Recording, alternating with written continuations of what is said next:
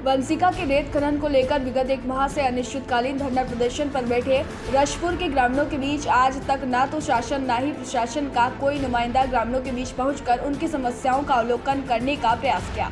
ग्रामीणों ने विगत माह जिला कलेक्टर को ज्ञापन सौंपते हुए बताया था कि रेत खनन से लगभग 20 गांव के कृषकों की भूमि आगामी मानसून सत्र में कटान होकर नदी में समाहित हो जाएगी। वहीं नदी किनारे बसे गांवों का भूजल स्तर में भी तेजी से गिरावट होता जा रहा है, जिस पर कलेक्टर शहडोल के निर्देशन में खनिज विभाग के अधिकारियों ने निरीक्षण कर अपनी जाँच प्रतिवेदन जिला कलेक्टर को सौंपा था, लेकिन खनिज विभाग के प्रतिवेदन के बाद भी आज तक किसी भी तरह से रेत खनन पर कार्यवाही नहीं हो सकी, जिससे प्रतीत हो रहा है कि मानो अब जिले में बंसिका के कायदों पर ही खनन नीति लागू होगी। ग्रामीणों की समस्याओं से प्रशासन को कोई सरोकार नहीं रहा।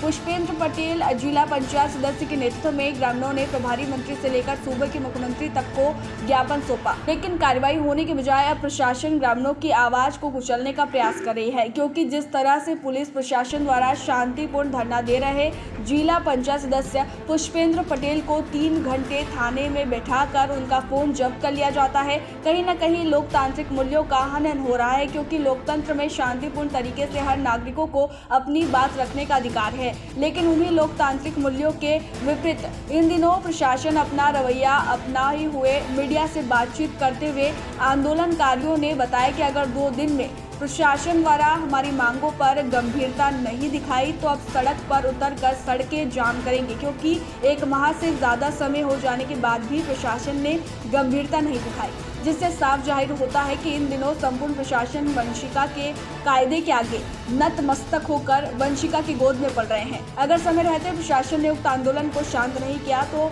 आने वाले दिनों में प्रदर्शनकारी एवं प्रशासन के बीच कड़ी टकराव की स्थिति निर्मित होगी, जो कानून व्यवस्था के लिए भी चुनौती होगी, क्योंकि उक्त धरना प्रदर्शन में बड़ी संख्या में महिला एवं कृषक वर्ग शामिल है। वहीं आगामी कुछ माह बाद चुनावी बिगुल का आगाज भी हो जाएगा, जिससे सत्ता दल को इन ग्रामीणों की क्रोध का भी सामना करना पड़ेगा। अब देखना होगा कि क्या ग्रामीणों को अब सड़क तक जाना पड़ेगा या फिर प्रशासन स्तर से कोई ठोस कदम उठाए जाते हैं।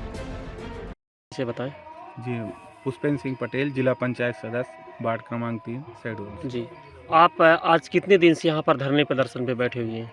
ये हमारा लगभग 1 माह होने को हो रहे हैं जी। और शासन प्रशासन को तो हमने लगातार पत्राचार से जारी रखा। जी जी।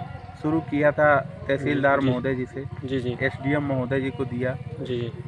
कलेक्टर महोदय जी को दिया, जी जी। अपर कलेक्टर जी को दिया, जिला पंचायत सीओ, क्योंकि ये पंचायत स्तर की बात है तो जिला पंचायत महोदय जी को भी दिया, प्रभारी मंत्री जी को भी देकर जी। अपने क्षेत्र के विधायक महोदय जी को भी दिया।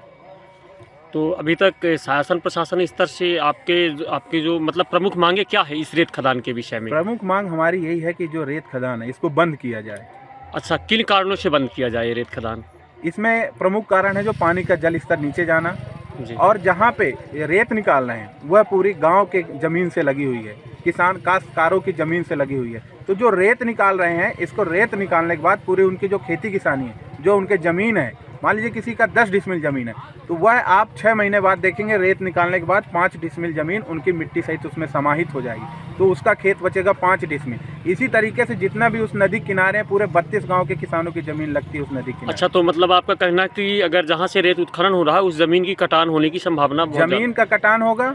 और दूसरी बात, आप यदि हमारे कलेक्टर महोदय जी को दिया था ज्ञापन, उन्होंने तुरंत खनिज अधिकारी को भेजा था सुबह, उन्होंने खुद सर्वे किया था तो कहे थे यहाँ तो पूरी खेती किसानी बंजर हो रही है। वो रिपोर्ट उन्होंने कलेक्टर महोदय जी को भी दिया कि पूरे पानी का जल स्तर नीचे जा रहा है। आज कुओं में पानी नहीं है, जो कल नलों में आ जाता था आज वो पानी नहीं है। ये रेत खनन का कार्य कौन सी कंपनी कर रही है? ये बंसिका कंस्ट्रक्शन कंपनी कर रही है। आज आपके कितने दिन हो गए यहाँ पर धरने प्रदर्शन बैठे हुए? ये हमारा 1 माह हो रहा है। अब आगामी दिनों में आप इस रणनीति को कैसे देखेंगे? हमने पूरा यहाँ से लेके भोपाल तक, परसों मैं भोपाल गया था, प्रभारी मंत्री जी के ऑफिस में ज्ञापन देकर आया हूँ अपनी मांगों को लेकर। पूरे 8 पंचायतों के सरपंच, सचिव, सरपंच, उप सरपंच, पंचों के सभी की सहमति है कि ये रेत खदान बंद हो। हमने पूरे जगह दे दिया, सबको ज्ञापन दे दिया। अब हमारी ये रह गए अगली कार्रवाई, जो इतनी कड़ाके की ठंड पड़ रही है। अभी 3 दिन पहले 2 डिग्री सेल्सियस था, पूरे शरीर को कपा देने वाली कड़ाके की ठंड है। वहाँ ये महिलाएं, हमारे वरिष्ठ किसान, ये सब बैठे हैं। यहाँ पे जो ठेकेदार के आदमी हैं वो यहाँ पे गुंडागर्दी करते हैं। 2-3 लोग हैं यहाँ पे गाली गलौज करते हैं, धमकी देते हैं। अब हमारी पूरी सब्र की सीमा टूट रही है। मैं जनता की ओर से चुना गया जिला पंचायत सदस्य हूँ। इनके साथ मांग के पे बैठा था धरने पे, तो मुझे भी उठा के ले गया जाया गया था थाने में, 3 घंटे बिठाया रखा क्यों? गया। उनका कहना है आप नहीं बैठ सकते हो।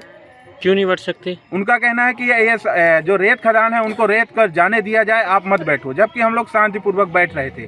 तो मैं तो ये कहना चाहूँगा कि इस लोकतंत्र में क्या हमारे किसान भाइयों को तो शांतिपूर्वक क्या बैठने का अधिकार नहीं है? मतलब ये आपका कहना है कि प्रशासन अब आपकी आवाज़ों को दबाने का प्रयास कर रही है? बिल्कुल दबा रही है। यदि हम एक जिला पंचायत सदस्य हैं, आज हमारे पास 40 गांव है, 22 पंचायत है, यदि उस क्षेत्र के कोई भी बुलाएगा तो मैं वहां पर जाऊंगा। और शांतिपूर्वक मैं खड़ा था, मुझे ले जाया गया, 3 घंटे थाने में बिठाया गया, मेरा मोबाइल जब्त कर लिया गया। तो मैं शिवराज सरकार में ये तो जानना चाहूँगा ना कि क्या लोकतंत्र में संवैधानिक रूप में भी अपना पक्ष रखने का अधिकार नहीं है? तो जैसे अब अगर सरकार ने आपकी मांगों को या प्रशासन ने नहीं मानी जी। तो आगे आपकी रणनीति क्या होगी? आज यहाँ पे सभी क्षेत्र के पूरे किसान और महिलाएं बैठे हैं, आज यहाँ पे यही निर्णय लिया जाएगा। ये किसान भाइयों का सबका कहना है कि अब इतने दिनों से बैठे थे, कड़ाके की ठंड पे नहीं सुन रहे हैं, तो अब हम सड़कों पे जाम करेंगे। ये किसान भाइयों का सभी का कहना है। धन्यवाद। शहडोल से दीपक कुमार गर्ग की रिपोर्ट।